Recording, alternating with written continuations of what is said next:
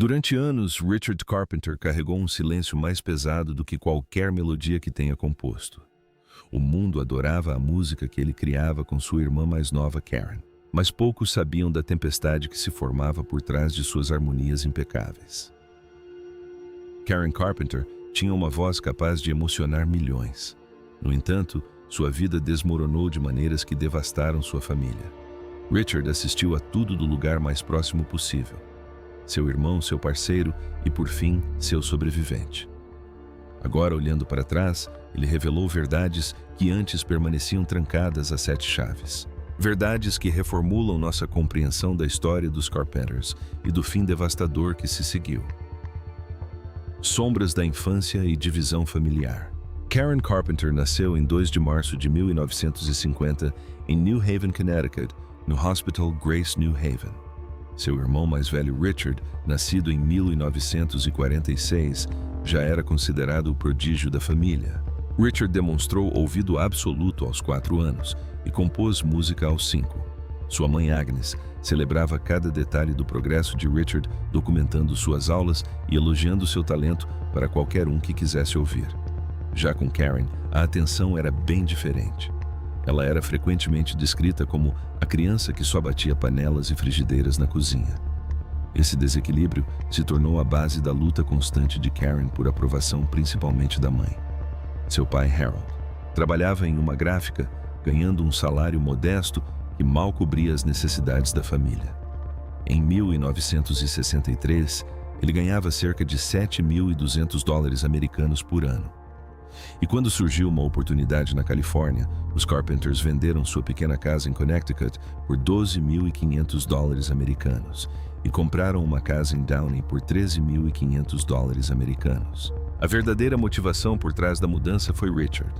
Agnes acreditava que Los Angeles daria ao filho a chance de realizar seu destino na música. Em cartas para parentes, ela escrevia sobre o futuro brilhante de Richard, mas quase não mencionava Karen. Karen, com apenas 13 anos quando a família se mudou, teve dificuldades para se adaptar.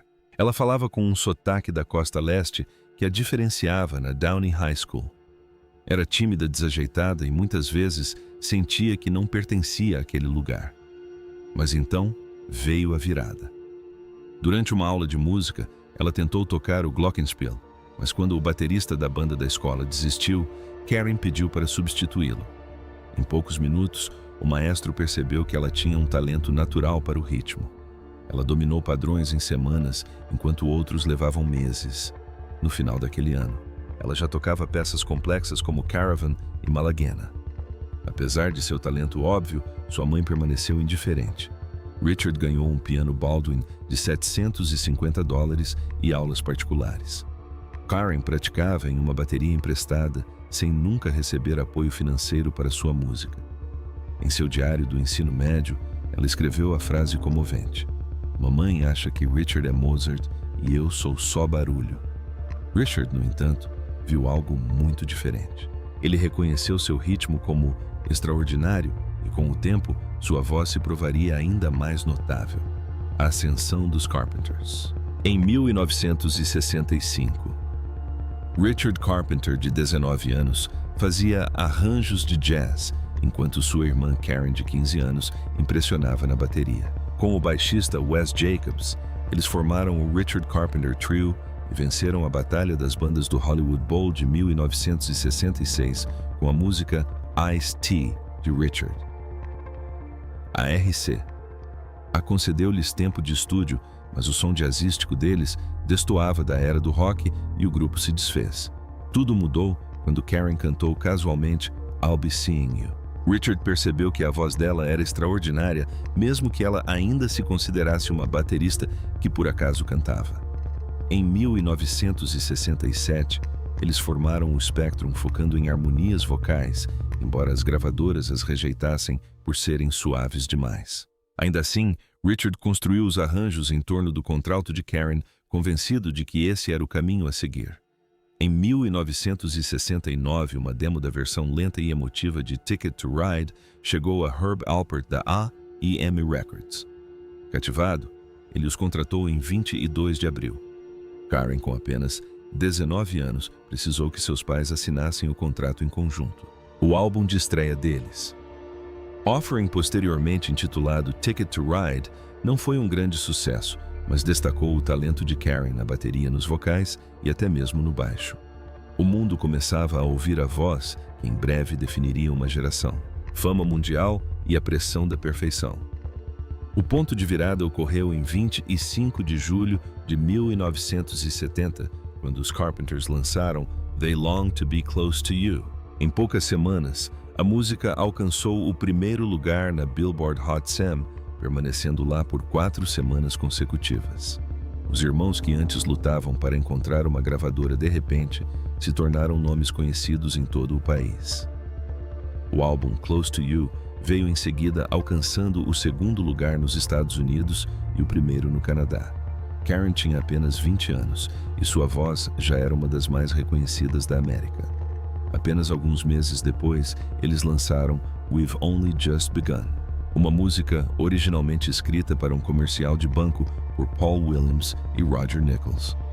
Richard viu potencial nela e convenceu Williams a expandi-la. Lançada em agosto de 1970, a canção alcançou o segundo lugar na Billboard Hot 100 e permaneceu 7 semanas em primeiro lugar na parada Adult Contemporary. Casais por toda a América começaram a usá-la como música de casamento, e sua letra esperançosa se tornou um hino cultural. Em apenas um ano, os Carpenters conquistaram o que a maioria dos músicos só poderia sonhar. Vários singles de sucesso, shows com ingressos esgotados e prêmios Grammy, incluindo o de Melhor Artista Revelação em 1971. Contudo, por trás do sucesso, as rachaduras já começavam a aparecer. Karen era naturalmente tímida e preferia a segurança de sua bateria.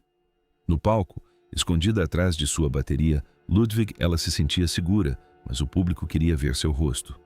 Os críticos reclamavam da falta de um ponto focal durante os shows e a gerência a pressionava para sair de trás da bateria.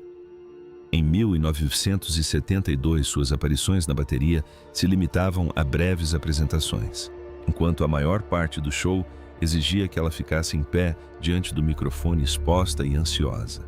Ela admitiu em entrevistas: "Eu me considero uma baterista que canta, mas até essa identidade estava sendo tirada dela." A fama também intensificou as tensões familiares. Embora a voz de Karen tivesse se tornado o ponto central do sucesso da banda, sua mãe Agnes continuava a favorecer Richard. Ela elogiava publicamente seu gênio como arranjador e compositor, enquanto ignorava as conquistas de Karen. O perfeccionismo de Richard também pesava muito. Ele escolhia as músicas, criava cada arranjo e impunha uma agenda implacável. Só em 1973 os Carpenters fizeram 174 shows, gravaram um álbum completo e participaram de vários especiais de televisão. Karen, exausta, sentia-se impotente, reduzida à imagem da vocalista de voz doce, em vez de uma artista completa. A doença se agravou e o sonho de carreira solo se dissipou. Em meados da década de 1970, a saúde de Karen tornou-se impossível de ignorar. Sua aparência frágil frequentemente arrancava suspiros audíveis da plateia durante as apresentações ao vivo. Em 1975, os Carpenters cancelaram abruptamente sua turnê europeia. Oficialmente, o motivo foi exaustão, mas aqueles próximos ao grupo sabiam a verdade. Karen estava fraca demais para se apresentar, com apenas 41 quilos. Ela mal conseguia ficar em pé durante um show inteiro. Os jornais especulavam sobre câncer ou outras doenças, mas quase ninguém reconhecia os sinais da anorexia nervosa. Era um transtorno que permanecia praticamente tabu, oculto pela vergonha e pela incompreensão. Ainda assim, os elogios ao seu talento nunca cessaram. Em 1975, a revista Playboy realizou sua pesquisa anual de música e, para surpresa de todos, Karen foi eleita a 10ª melhor baterista do mundo, ficando à frente até mesmo de John Bonham, do Led Zeppelin. Segundo consta, Bonham ficou furiosa com a comparação e zombou do resultado, mas para as mulheres na música foi um marco.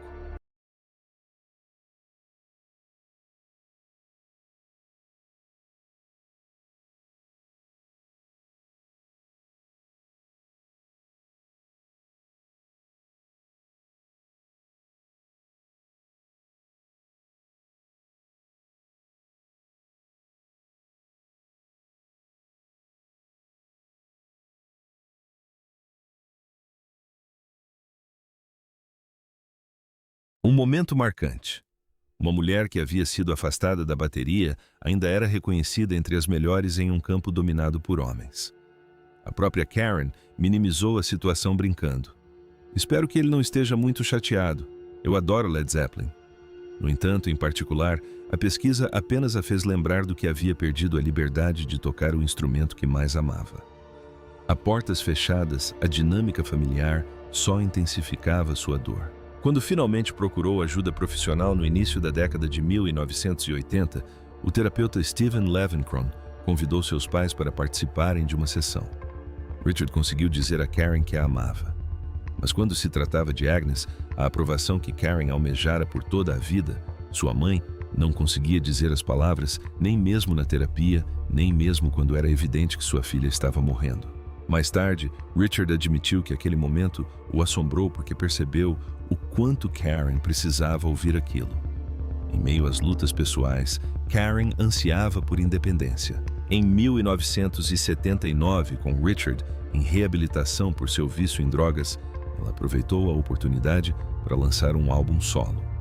Viajou para Nova York e começou a gravar com o produtor Phil Raon, conhecido por seu trabalho com Paul Simon e Billy Joel. As sessões foram eletrizantes. Karen experimentou com baladas disco e faixas com influências de jazz.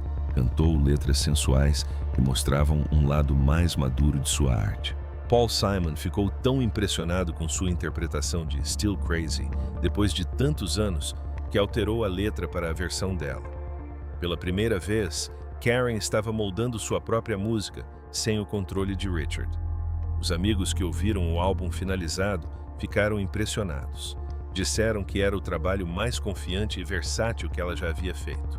A própria Karen estava radiante. Ela até considerou se mudar para Nova York para recomeçar do zero, longe da dinâmica familiar sufocante em Downey. Mas quando tocou o álbum para Richard e executivos da A&M Records, no início de 1980, a reação a devastou.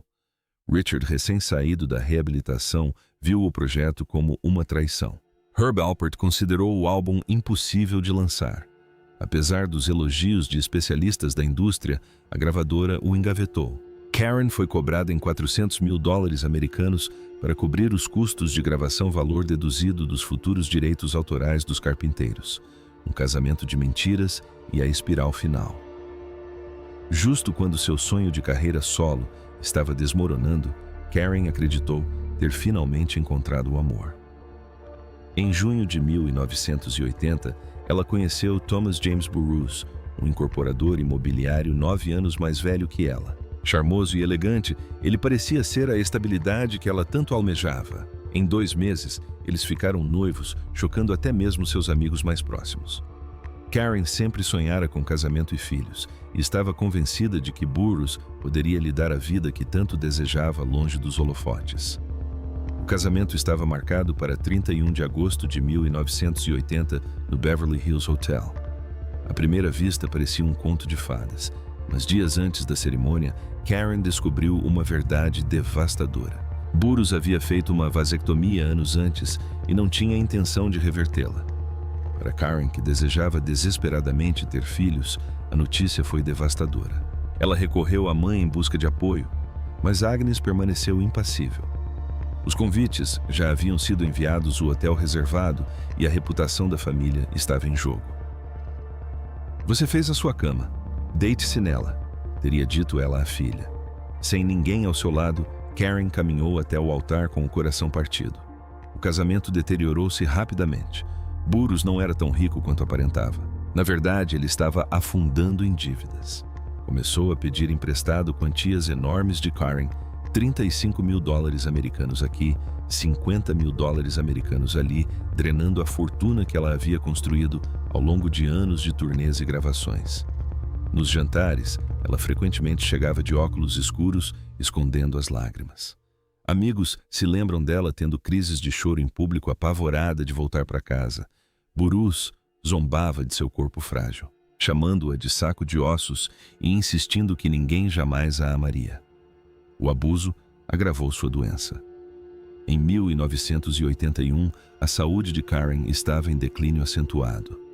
Ela consumia até 90 laxantes por dia, além de medicamentos para a tireoide, sob um nome falso para acelerar seu metabolismo.